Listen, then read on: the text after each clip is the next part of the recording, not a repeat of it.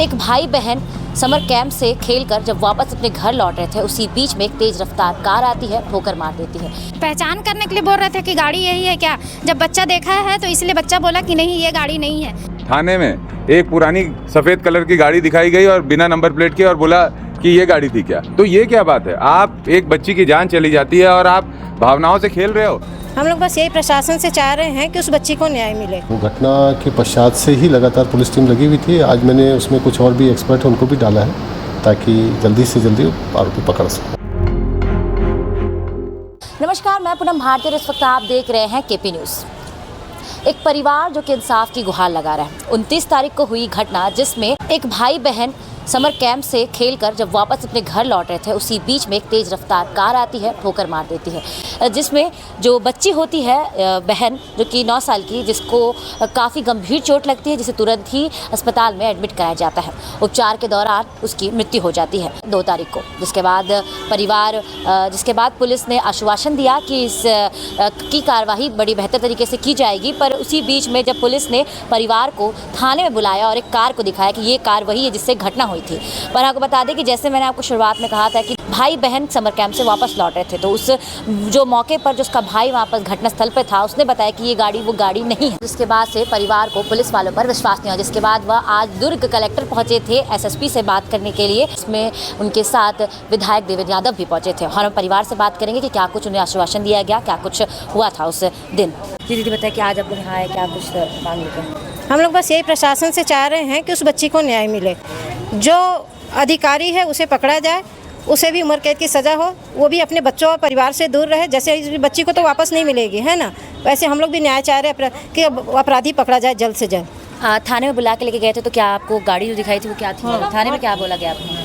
पहचान करने के लिए बोल रहे थे कि गाड़ी यही है क्या। जब बच्चा देखा है तो इसलिए बच्चा बोला कि नहीं ये गाड़ी नहीं है। तो वो लोग बोलते हैं हमको यही गाड़ी मिली है, इसलिए हम दिखा रहे हैं, पहचान करने के लिए बुलाए हैं आप लोगों को। और गाड़ी के सामने हम हमको खड़ा करके फ़ोटो ले रहे हैं। ये कोई इंसाफ होता है? जो इंसाफ है उसको करिए ना, उसके साथ रहिए ना। हाँ, कोई सा भी ऐसे ला के दिखा दे रहे, बोलते हैं कि हाँ इसी को पहचान करिए, हमको फालतू का परेशान कर रहे हैं बुला के। क्या कुछ अब आपकी मांग है? अगर नहीं किया तो क्या करेंगे आप इसका? हम लोग फिर उग्र आंदोलन करेंगे। नहीं किया तो फिर उसके बाद तो हम जो थाने हैं वही करेंगे। आपने जब गाड़ी देखा, मतलब आप भी मौजूद थे, तो वो जो गाड़ी थी वो क्या वही गाड़ी थी कि कुछ और गाड़ी थी? वो गाड़ी नहीं थी। वो गाड़ी का ना नंबर प्लेट भी नहीं था, और गाड़ी में जो लेफ्ट साइड का वो जो मिरर रहता है वो टूट के गिर गया था। वो गाड़ी में वो मिरर था जो कल हम लोग को दिखाए थे।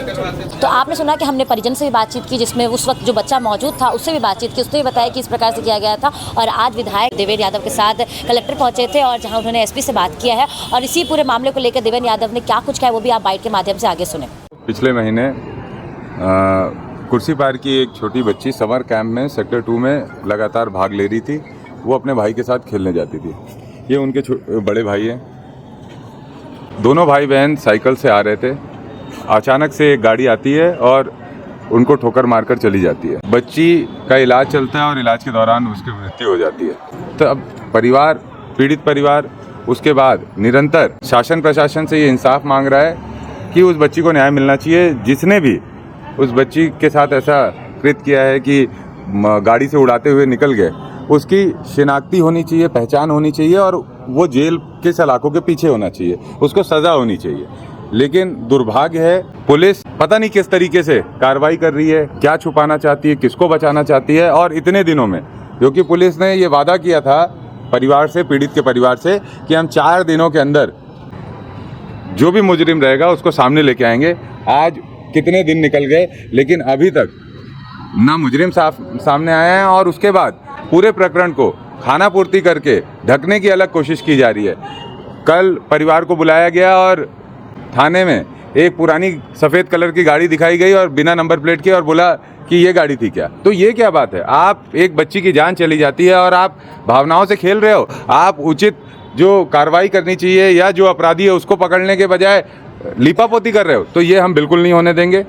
आज मैं उस परिवार के साथ, मोहल्ले वासियों के साथ एसपी साहब से मिला हूँ, और एसपी साहब ने हमें आश्वस्त किया है कि वो जल्द से जल्द जो मुजरिम है उसको सामने लेके आएंगे, पकड़ के लेके आएंगे। और हमने भी अपने स्तर पर ये कहा है पुलिस प्रशासन से, अगर आने वाले दिनों में अपराधी पकड़ाता नहीं है उसकी शिनाख्ती नहीं होती, वो गाड़ी नहीं पकड़ाती, तो हम लोग इसके लिए सड़कों पर आंदोलन करेंगे और थाने का भी घेराव करेंगे। हम पीछे नहीं हटेंगे।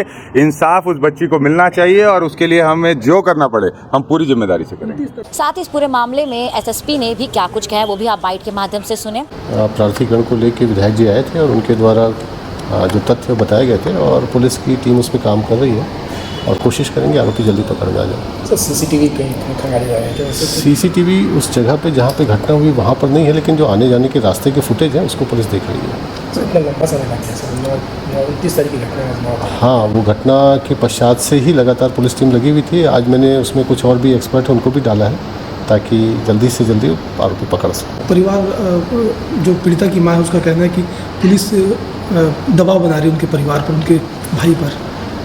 पहले पुलिस जो परिजन है मृतका के वो पीएम कराने के लिए राजी नहीं थे और उससे महत्वपूर्ण साक्ष्य नष्ट हो रहा था, तो उनको समझाइश दी गई थी कि आप पहले पीएम करा लें। पीएम रिपोर्ट भी अभी जल्दी मिल जाएगी और फिर पुलिस उसके हिसाब से आगे कार्रवाई करेगी। जैसे कि आपने सुना कि कहा गया है कि जांच की जाएगी इसमें और सीसीटीवी फुटेज खंगाले जाएंगे और साथ ही अब इस पर क्या कुछ निकल कर आता है, किनके द्वारा ये घटना की गई थी, जिसकी अपडेट हम आपको देंगे। बाकी ऐसी और अन्य खबरों को देखने के लिए बने रहे केपी न्यूज़ के साथ। धन्यवाद।